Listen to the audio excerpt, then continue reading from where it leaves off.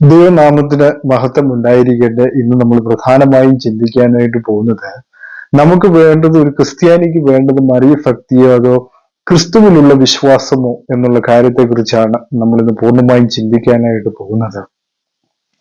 അപ്പോ കഴിഞ്ഞ ദിവസങ്ങളിലുണ്ടായ വത്തിക്കാനിൽ നിന്നുണ്ടായ നിർദ്ദേശം എനിക്ക് തോന്നുന്നു പല വിശ്വാസികളെയും തകർത്ത് കളയുന്ന ഒരു, അല്ലെങ്കിൽ വേദനിപ്പിക്കുന്ന ഒരു നിമിഷമായിരുന്നു അത് എന്നുള്ളതാണ് എനിക്ക് കാണുവാനായിട്ട് സാധിച്ചത്. അപ്പം അതിനകത്ത് ചില കാര്യങ്ങൾ മെൻഷൻ ചെയ്തിരുന്നു. നമ്മുടെ പോപ്പ് ലിയോ 14 ചില കാര്യങ്ങൾ അതിൽ മെൻഷൻ ചെയ്തിരുന്നു. അതിലെഴുതിയിരിക്കുന്നത്, പരിശുദ്ധ മാതാവ്, സഹരക്ഷക, സകല കൃപകളുടെയും മധ്യസ്ഥ എന്നീ സ്ഥാനങ്ങൾ നൽകുന്നത് ഒഴിവാക്കണമെന്ന് വത്തിക്കാൻ എന്നാണ് അവിടെ പറഞ്ഞിരിക്കുന്നത്.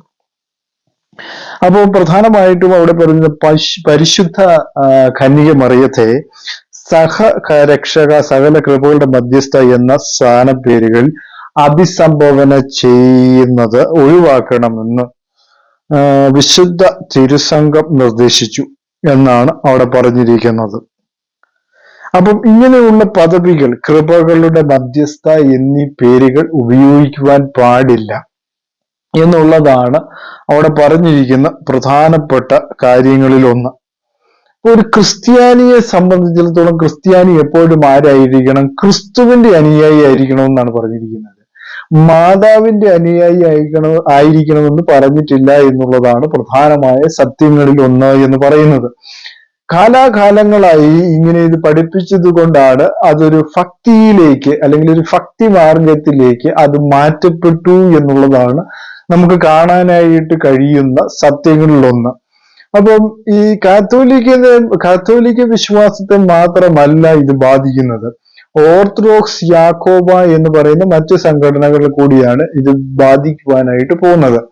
അവർ പലപ്പോഴും സഹരക്ഷക അല്ലെങ്കിൽ കൃപയുടെ ഉറവിടമായിട്ടാണ് മാതാവ് അല്ലെങ്കിൽ മറിയത്തെ കാണുന്നത് എന്നുള്ളതാണ് പ്രധാനമായ സത്യങ്ങളിൽ ഒന്ന് എന്ന് പറയുന്നത്. ഓർത്തഡോക്സ് സഭകളിലും യാക്കോബ സഭകളിലും മധ്യസ്ഥത അണയ്ക്കുകയും കൃപ നിറഞ്ഞവളെ എന്നുള്ള, നിനക്കുള്ള സമാധാനം എന്നുള്ള പ്രാർത്ഥന ചൊല്ലുകയും ചെയ്യാറുണ്ട്.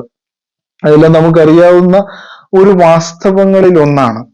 അതുകൊണ്ട് തന്നെയും ആ വാസ്തവങ്ങളിൽ അതുപോലെ തന്നെ പല പള്ളികളും നിർമ്മിക്കപ്പെട്ടിരിക്കുന്നത് മാതാവിന്റെ പേരിലാണ് എന്നുള്ളതാണ് നമുക്ക് കാണാൻ കഴിയുന്നത്. അതിനൊക്കെ ഇതൊരു വിലക്കായി മാറും എന്നുള്ള കാര്യത്തിൽ യാതൊരു സംശയവും അതിനകത്തില്ല എന്നുള്ളതാണ് നമുക്ക് കാണാൻ കഴിയുന്ന സത്യങ്ങളിലൊന്ന്. അതുപോലെ തന്നെ ബാക്കിയുള്ള പരിശുദ്ധന്മാരും ഇതോടെ നഷ്ടപ്പെടുകയാണ്. കാരണം മാതാവിന്റെ താഴെ വരുന്നതാണല്ലോ ഗീവർഗീസ് സഹദ, അതുപോലെ തന്നെ മറ്റു പുണ്യവാളന്മാർ, നമുക്കെല്ലാം അറിയാവുന്നതാണ്. പേര് ഞാൻ പ്രത്യേകം പറയുന്നില്ല. സ്റ്റെഫാനോസ്, അങ്ങനെ പല, യോഹന്നാൻ, അങ്ങനെ പല പുണ്യവാളന്മാരെ കുറിച്ച് അവര് വാഴ്ത്തിപ്പാടുന്നുണ്ട്. അപ്പോ അവര് എല്ലാം അതിലൂടെ ഇല്ലാതാവുകയല്ലയോ ഇതിലൂടെ ചെയ്യുന്നത്, അല്ലെങ്കിൽ ചെയ്യപ്പെടുന്നത് എന്നുള്ളതാണ് പ്രധാനമായ സത്യങ്ങളിൽ ഒന്ന് എന്ന് പറയുന്നത്.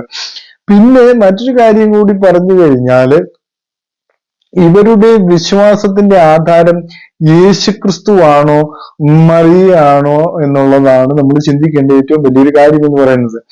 ക്രിസ്ത്യാനികൾ എപ്പോഴും ക്രിസ്തുവിന്റെ അനുയായിയാകേണ്ടതാണ്, അല്ലാതെ മറിയത്തിന്റെ അനുയായിയാകുവാൻ ദൈവവചനത്തിൽ പറയുന്നില്ല, അല്ലെ? ഇവിടെ പറയുന്നത് സഹരക്ഷകയാണ്.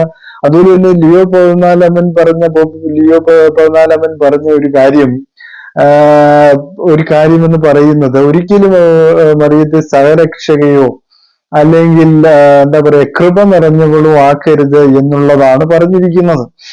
അപ്പൊ അതുകൂടാതെ തന്നെ പറഞ്ഞിരിക്കുന്ന മറ്റൊരു മെൻഷൻ ചെയ്യേണ്ട ഒരു പോയിന്റ് എന്ന് പറയുന്നത്, യേശുക്രിസ്തു ഒറ്റയ്ക്കാണ് തന്റെ രക്ഷാപ്രവർത്തനം ചെയ്തതെന്നാണ് പോപ്പ് ലിയോ 14 പറയുന്ന സത്യങ്ങളിലൊന്ന്. അപ്പോ ഞാൻ കഴിഞ്ഞ ദിവസങ്ങളിലൊക്കെ പല വീഡിയോകളും ശ്രദ്ധിച്ചപ്പോൾ ഇവിടുത്തെ, അതായത് പ്രത്യേകിച്ച് കേരളത്തിലെ അച്ഛന്മാരൊന്നും, കാത്തലിക്കിലെ അച്ഛന്മാരൊന്നും ഇതിനെ പൂർണ്ണമായി അംഗീകരിക്കുന്നില്ല. അവര് പറയുന്നത് അങ്ങനെ ഉദ്ദേശിച്ചല്ല അത് പറയുന്നെന്ന് പറഞ്ഞുകൊണ്ട് ചില വീഡിയോകളൊക്കെ ചെയ്യുന്നത് ഞാൻ കണ്ടു. പക്ഷെ സത്യം അതല്ല. സത്യം എന്താണ് എന്നുള്ളത് ദൈവവചനത്തിൽ മാത്രമേ ഉള്ളൂ. അപ്പോ അത് മനസ്സിലാക്കുവാനായിട്ട് ഇന്നത്തെ വിശ്വാസികൾക്ക് കഴിയുന്നില്ല. ഞാൻ കഴിഞ്ഞ ദിവസം ചെയ്ത വീഡിയോകളുടെ താഴെയും പല ആളുകളും പല കമന്റുകളും ചെയ്തു. കാരണം മറിയത്തെ ഉയർത്തി പറയുന്ന ഒരു കാര്യം എന്ന് പറയുന്നത്, അവരെ സംബന്ധിച്ചിടത്തോളം യേശു ക്രിസ്തുവിനേക്കാൾ മുകളിലാണ് മറിയ എന്ന് പറയുന്നത്, അല്ലെ? കാരണം ദൈവമാതാവെന്നാണ് പറയുന്നത്. അങ്ങനെ ഒരു സംഭാവനയില്ല, ദൈവത്തിന് മാതാവില്ല എന്നുള്ളതാണ് സത്യം എന്ന് പറയുന്നത്.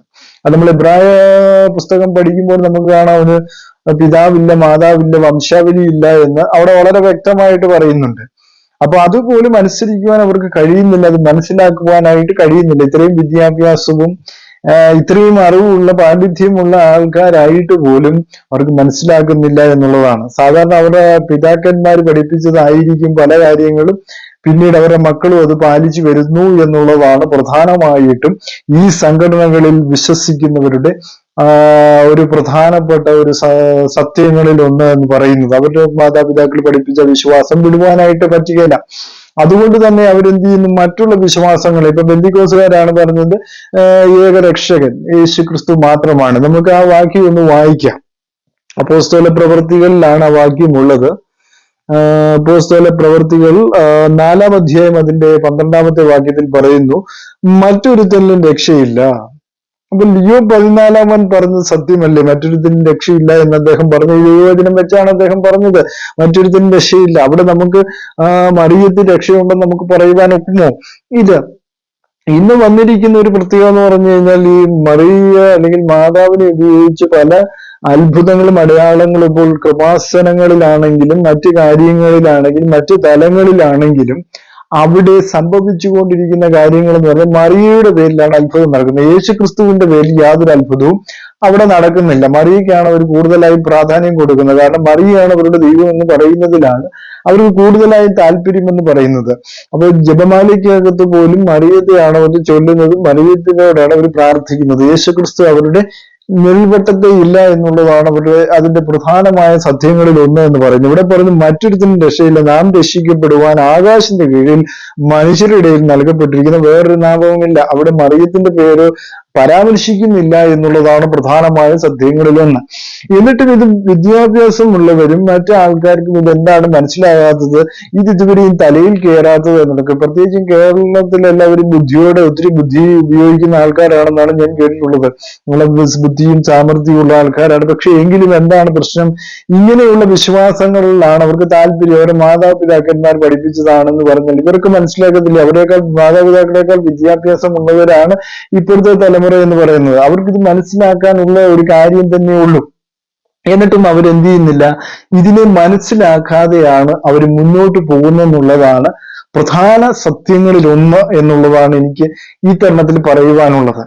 അങ്ങനെ ചിന്തിക്കുമ്പോൾ തന്നെ ബെന്തിക്കോസുകാരെ കുറിച്ച് പറയുമ്പോൾ തന്നെ ബെന്തിക്കോസുകാരെ കാണാത്തതിന്റെ പ്രധാനമായ കാര്യം ഇവർക്ക് ഇഷ്ടമില്ലാത്ത, അതായത് പ്രത്യേകിച്ച് യാക്കോബായ ഓർത്തഡോക്സ് കാത്തോലിക്ക് വിഭാഗങ്ങൾക്ക് ബെന്തിക്കോസുകാരെ ഇഷ്ടമില്ലാത്തതിന്റെ പ്രധാനമായ കാര്യം എന്താണ്? അവർക്ക് മാതാവിന്റെ ഭക്തി ഇല്ലെന്ന് പറഞ്ഞുകൊണ്ടാണ് അവർ ഇതിനെ എതിർക്കുന്നത്. മാതാവിന്റെ ഭക്തി അവർക്കില്ല, അല്ലെങ്കിൽ മാതാവിനുള്ള വിശ്വാസം അവർക്കില്ല. അതുകൊണ്ട് അവരെ എങ്ങനെയെങ്കിലും മാറ്റി നിർത്താം എന്നുള്ള ഒരു ചിന്താഗതി ഇവരുടെയൊക്കെ മനസ്സിലുണ്ട്. കാരണം എന്ന് വെച്ച് കഴിഞ്ഞാൽ മാതാവിന്റെ ഇതിനകത്ത് ക്രിസ്തുവിന്റെ മാതാവിനെ അനുഗമിക്കുന്ന ഒരു ക്രിസ്തുവിനെയാണോ അനുഗമിക്കുന്നത്? അല്ല. അത് രണ്ടും ഡിഫറന്റ് ആയ കാര്യം തന്നെയാണ്. ദൈവവചനവുമായി യാതൊരു ബന്ധവുമില്ലാത്ത ഒരു സത്യമാണ് അത് എന്നുള്ളതാണ് എനിക്കിവിടെ പറയുവാനുള്ളത്. അതുപോലെ തന്നെ ഈ വിഭാഗങ്ങൾ തമ്മിൽ അങ്ങോട്ടും ഇങ്ങോട്ടും ഒരിക്കലും അടുക്കത്തില്ല. കാരണം ഈ മാതാവ് ഭക്തി ഇവിടെ നിലനിൽക്കുന്നത് കൊണ്ട് ഒരു ബെന്തിക്കോസുകാരുമായിട്ടോ മർത്തോമായോ CSI അങ്ങനെയുള്ള ഭാഗങ്ങളുമായിട്ട് വളരെ റെയർ ആയിട്ടാണ് ഇവര് എന്താ പറയുക മൊത്തത്തിൽ ഇവർ തമ്മിൽ ചേരുകയല്ല. പക്ഷെ എല്ലാവരും ക്രിസ്തുവിന്റെ അനുയായികളാണ്, ക്രിസ്ത്യാനിയാണെന്ന് പറയുകയും ചെയ്യും. പക്ഷേ ഇങ്ങനെയുള്ള ഒരു എന്താ പറയുക ഒരു ബൗണ്ടറി ലൈൻ അവിടെ നിൽക്കുന്നു. ഈ മാതാവിന്റെ ഭക്തിയാണ് ഇവരെ ക്രിസ്ത്യാനികൾ എന്നുള്ള ലേബലിൽ നിന്ന് ഇവരെ ആകെപ്പാടെ മാറ്റിക്കൊണ്ടു പോകുന്നത് എന്നുള്ള കാര്യം വളരെ വ്യക്തമാണ്. പ്രത്യേകിച്ചും ഈ ലേബലിലാണ് അവർ അറിയപ്പെടുവാൻ ആഗ്രഹിക്കുന്നത്. അതായത് മാതാവിന്റെ ഭക്തിയിലുള്ള വിശ്വാസമാണ് ഇവർ പ്രധാനമായിട്ടും കൊണ്ടുപോകുന്നത് എന്നുള്ളതാണ് പ്രധാനമായിട്ടും നമുക്ക് കാണുവാനായിട്ട് കഴിയുന്ന സത്യങ്ങളിൽ ഒന്ന് എന്നുള്ള കാര്യം എന്ന് പറയുന്നത്. അപ്പോ ഇതിനകത്ത് നമ്മൾ മനസ്സിലാക്കേണ്ട ഒരു കാര്യം, ഒരു വിവാഹമോ എന്തെങ്കിലുമൊക്കെ വന്നു കഴിഞ്ഞാൽ ഉടൻ തന്നെ പറയും ബന്ധുക്കോസുകാരാണോ, അല്ലെങ്കിൽ അങ്ങനെയാണെങ്കിൽ ഇപ്പൊ ഓർത്തഡോക്സിലാണെങ്കിലും യാക്കോബിലാണെങ്കിലും കത്തോലിക്കലാണെങ്കിലും അവർ പറയും അത് വിശ്വാസം വേറെ, ഞങ്ങളുടെ മാതാവിനെ അവർക്ക് വേണ്ടെന്ന് പറഞ്ഞവർ, അവരെ ഞങ്ങൾക്ക് വേണ്ട എന്ന് പറയുന്നത് പോലെയുള്ള കാര്യങ്ങൾ പോലും ഇന്ന് നടന്നു വരുന്നുണ്ട് എന്നുള്ളതാണ് പ്രധാനമായ സത്യങ്ങളിൽ ഒന്ന് എന്ന് പറയുന്നത്. അപ്പോ അതവിടെ ഇരിക്കട്ടെ, ഞാൻ പറഞ്ഞതേ ഉള്ളൂ. കാരണം അത് തലമുറയിൽ പഠിപ്പിച്ചു വെച്ചിരിക്കുകയാണ്. അതായത് അവരുടെ അപ്പനും അമ്മയും പറഞ്ഞിരിക്കുകയാണ് അങ്ങനെയുള്ളവരെ കെട്ടാൻ പാടില്ല, മാതാവ് ഭക്തി ഇല്ലാത്തവരെ കല്യാണം കഴിക്കാനും പാടില്ല, അങ്ങനെയുള്ള വിശ്വാസം പിന്തുടരുന്നവരെ അങ്ങനെയുള്ളവരുടെ പുറകെ പോകാൻ പാടില്ല എന്ന് പറഞ്ഞ് മാതാപിതാക്കൾ അങ്ങനെ പെൺകുട്ടികളെയും അതുപോലെ തന്നെ ആൺമക്കളെയും പഠിപ്പിച്ചു വെച്ചിരിക്കുകയാണ്.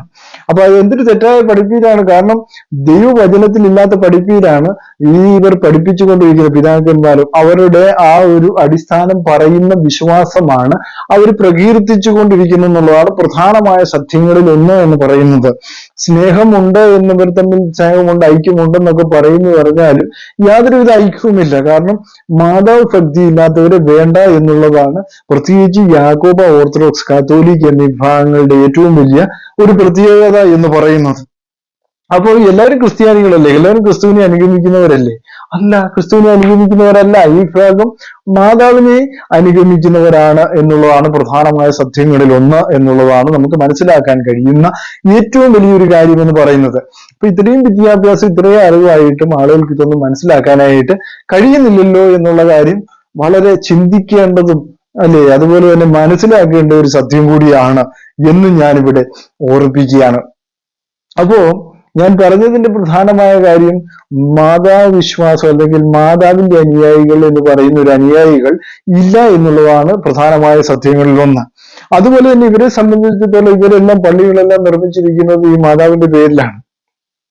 അത് മാറ്റുവാൻ അവർക്ക് കഴിയുമോ? കഴിയത്തില്ല. വർഷങ്ങളായിട്ട് ജനത്തെ അങ്ങനെ പറഞ്ഞു പഠിപ്പിച്ചത് കൊണ്ടും അങ്ങനെ ഒരു വിശ്വാസം നിലനിൽക്കുന്നത് കൊണ്ടും അവർക്കത് മാറാൻ പറ്റുകയില്ല. അവരുടെ അച്ഛൻ പറയുന്നത് അല്ലെങ്കിൽ അവരുടെ പ്രധാന പുരോഹിതൻ പറയുന്നത് ശരിയാണ് എന്നവർ കണ്ണടച്ച് വിശ്വസിക്കുന്നവരാണ് ഈ പറയുന്ന 100-ൽ എനിക്ക് തോന്നുന്നു 98% ആൾക്കാരും, 2% ഉള്ളൂ അത് വിശ്വസിക്കുന്നില്ല അവരെ.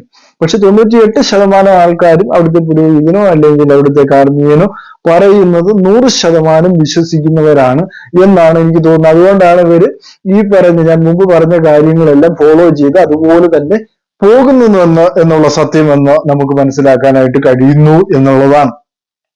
അതുകൊണ്ട് ഞാൻ ഒരിക്കലൂടെ പറഞ്ഞോട്ടെ, മറ്റൊരു തെല്ലും രക്ഷയില്ല. നാം രക്ഷപ്പെടുവാൻ എവിടെയാണ് രക്ഷിക്കപ്പെടുവാൻ? ആകാശത്തിന്റെ കീഴിൽ മനുഷ്യരുടെ ഇടയിൽ നൽകപ്പെട്ടിരിക്കുന്ന വേറൊരു നാമവുമില്ല. ആ നാമം ഏതാണ് എന്ന് ചോദിച്ചാൽ അത് യേശുക്രിസ്തുവിന്റെ നാമമാണ്, മറിയത്തിന്റെ നാമമല്ല. അല്ലെ? അന്നത്തെ കാലത്ത് ഇത് പത്രോസും യോഹന്നാനും ഒക്കെ ഇത് പറയുമ്പോൾ അവരുടെ ധൈര്യം കണ്ടപ്പോ അവരെ പറ്റി പറയുന്നത് പഠിപ്പില്ലാത്തവരാണ്, സാമാന്യ മനുഷ്യരാണ് എന്ന് ഗ്രഹിക്കാതെ ആശ്ചര്യപ്പെട്ടു അവർ യേശുവിനെ കൂടെ ആയിരുന്നവരെന്ന് പറഞ്ഞു. സൗഖ്യം പ്രാപിച്ചു മനുഷ്യൻ അവരോട് കൂടെ നിൽക്കുന്നത് കണ്ടപ്പോൾ എനിക്കിത് അവർക്ക് എതിർ പറയുവാൻ വകയില്ലായിരുന്നു എന്നവിടെ പറയുന്നു. അപ്പൊ അന്ന് തന്നെ യേശുക്രിസ്തുവിന്റെ നാമത്തോടുള്ള വെറുപ്പും അകൽച്ചയും. അപ്പൊ ഇന്നത്തെ ബൗണ്ടറി എന്ന് പറയുന്നത് മാതാവിന്റെ നാമമാണ് ബൗണ്ടറി കൊടുക്കുന്നത്. അതുപോലെ യേശുക്രിസ്തുവിന്റെ നാമത്തിന് അന്ന് എതിരായിട്ട് വന്നതിന്റെ കാരണം ഇവിടെ പറയുന്നു, ഇവർ പഠിപ്പില്ലാത്തവരാണ്, ഇവർക്ക് ഇത് എന്താ പറയുക, അവർക്ക് പറയാനായിട്ട് സൗഖ്യം പ്രാപിച്ച മനുഷ്യൻ അവരോട് നിൽക്കുന്നത് കണ്ടപ്പോൾ അവർക്കത് അംഗീകരിക്കാതിരിക്കാനും പറ്റത്തില്ല. അപ്പൊ ഇതിനെല്ലാം നമ്മൾ മനസ്സിലാക്കേണ്ട ഒരു കാര്യം, ക്രിസ്തുവിന്റെ അനുയായിയായി ഇരിക്കുന്നവൻ എപ്പോഴും എന്താണ്? ക്രിസ്തുവിനെയാണ് അനുഗമിക്കേണ്ടത്, മറ്റൊന്നിനെയുമല്ല. ഇപ്പോൾ ലിയോ 14 പറഞ്ഞ ചില കാര്യങ്ങളിലേക്ക് നമ്മൾ വരുമ്പോൾ നമ്മൾക്ക് എന്താണ് പറയുക? വെളിപ്പാട് പുസ്തകത്തിൽ പറയുന്നു, ചെവിയുള്ളവൻ കേൾക്കട്ടെ എന്നാണ് അവിടെ പറയുന്നത്. നമുക്ക് പിന്നീട് ഒരു ചാൻസ് കൂടി കിട്ടുകയില്ല. നമ്മൾക്ക് ഇനി ഒരേ ഒരു ചാൻസ് മാത്രമേ ഉള്ളൂ. കർത്താവ് യേശുക്രിസ്തുവിനെ സ്വീകരിക്കുവാൻ ഒരേ ഒരു ചാൻസേ ഉള്ളൂ. നമ്മൾ ക്രിസ്ത്യാനിയാണെന്ന് പറയുകയും ലേബിളിൽ മാത്രം ക്രിസ്ത്യാനിയായി ഇരുന്നിട്ട് ഒരു പ്രയോജനവുമില്ല. അത് നമ്മൾ മനസ്സിലാക്കേണ്ട ഒരു സത്യം തന്നെയാണ് ഈ പറയുന്ന കാര്യങ്ങൾ, അല്ലേ? അപ്പോ പല ആളുകളും ഇന്ന് അനുസരിക്കത്തില്ല എന്നാണ് എനിക്ക് തോന്നുന്നത്. കാരണം അവരുടെ ഹെഡാണ് പറഞ്ഞിരിക്കുന്നത്. എന്നിട്ട് പോലും അവർക്ക് അനുസരിക്കാനായിട്ട് സാധിക്കുമെന്ന് തോന്നുന്നില്ല. പല നിർദ്ദേശങ്ങൾ ഞാൻ ശ്രദ്ധിച്ചപ്പോൾ അവർക്ക് അത് അനുസരിക്കാൻ കഴിയത്തില്ല എന്നാണ് അവർ പറഞ്ഞത്. കാരണം അവര് ജപമാല ചൊല്ലുന്നുണ്ട്, അതിനകത്ത് അത്ഭുതം നടക്കുന്നുണ്ട്. സത്യത്തിൽ അതിലാണോ അത്ഭുതം നടക്കുന്നത് നിങ്ങൾ തന്നെ ചിന്തിക്കുക. യേശു ക്രിസ്തുവിന്റെ നാമത്തിലല്ലേ അത്ഭുതങ്ങൾ നടക്കുന്നത്? ദൈവവചനം അതല്ലേ പഠിപ്പിക്കുന്നത്? അത് മനസ്സിലാക്കുക എന്നുള്ളതാണ് ഈ തരണത്തിൽ എനിക്ക് പറയുവാനുള്ളത്. ഈ വചനങ്ങൾ നിങ്ങൾക്ക് അനുഗ്രഹപ്രദമായെങ്കിൽ ഈ വീഡിയോകൾ ലൈക്ക് ചെയ്യുക, സബ്സ്ക്രൈബ് ചെയ്യുക. God bless you.